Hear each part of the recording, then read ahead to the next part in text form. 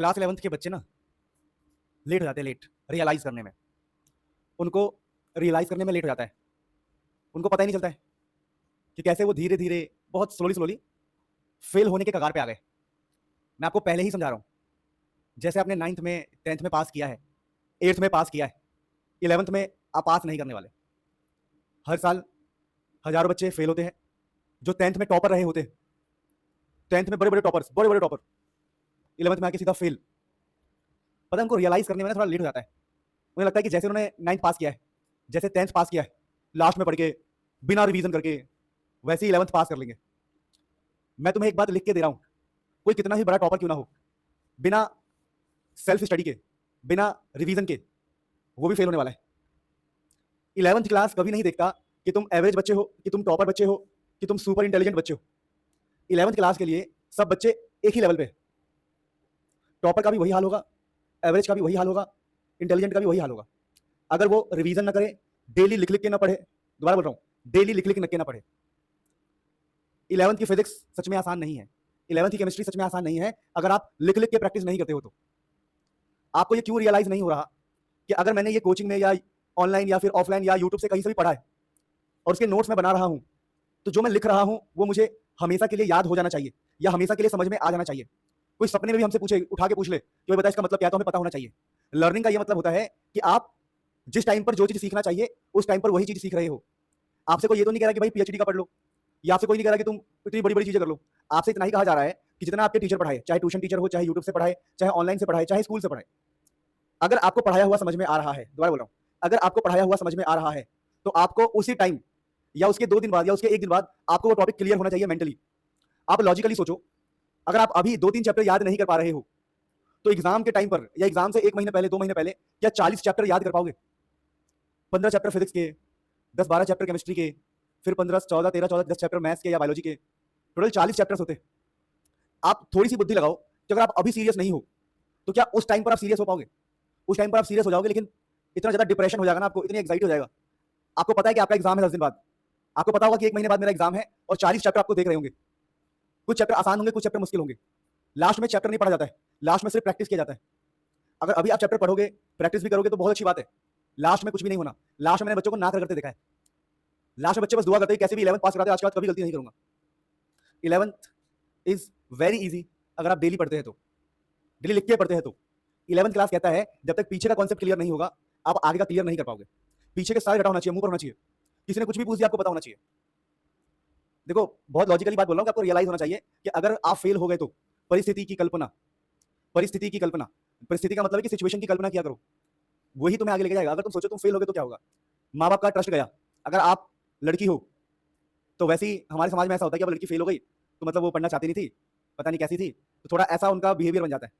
एक बार फेल हो गई तो ठीक है, अगली बार ऐसे ऊपरी मन से मौका दे भी दे, लेकिन गलती से आप 2 बार फेल हो गए लाइफ में, तब तो आपको लूजर समझ के, मेरे अकॉर्डिंग समाज में हमारे ऐसा होता है प्रैक्टिकल लाइफ में कि सोचेंगे यार नहीं पढ़ने में अच्छी है, अब इसकी शादी वादी कराओ वरना फिर समाज में नाक कटवा देगी या जो भी whatever they think like that.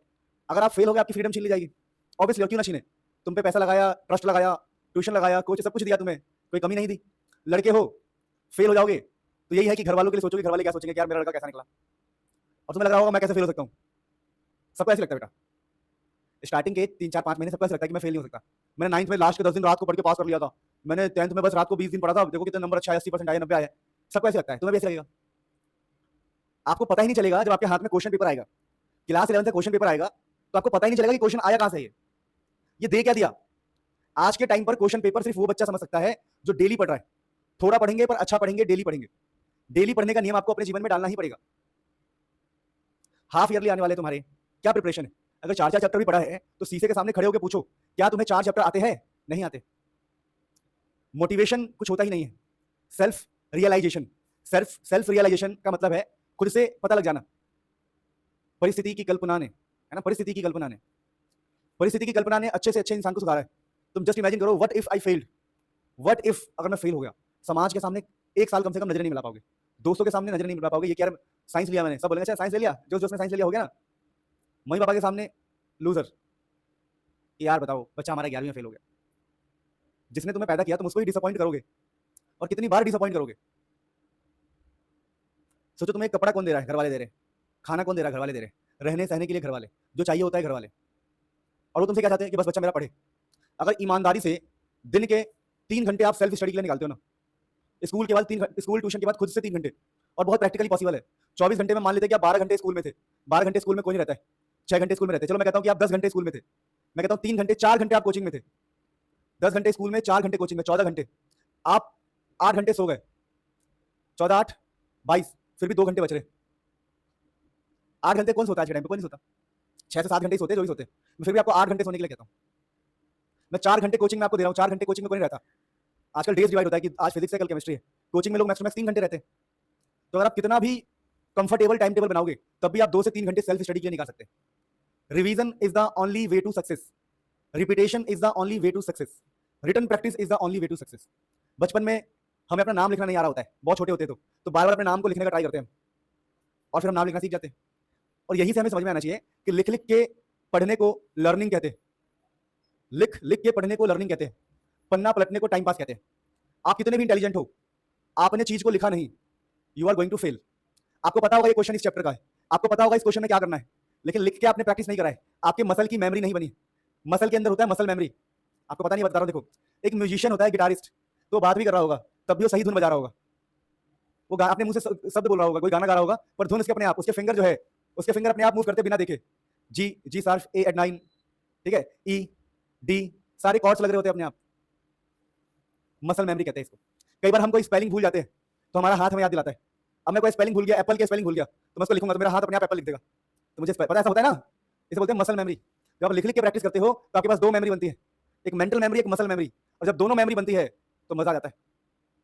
तो फिर आप जीवन में कभी नहीं भूलोगे। अगर आप ईमानदारी से फोकस होकर लिख के प्रैक्टिस करोगे तो जब आप एग्जाम में पेपर देने जाओगे, जब आप एग्जाम में पेपर दे रहे होंगे तो आपको पता होगा, अच्छा आपको आपका नोटबुक दिखाई देगा, ये वाला क्वेश्चन यहाँ पर है, अगले वाले पेज पे ये वाला टॉपिक था, और आपको दिख रहा होगा आयोनाइजेशन एंथैल्पी, और अपने नोटबुक में लिख रहे होंगे।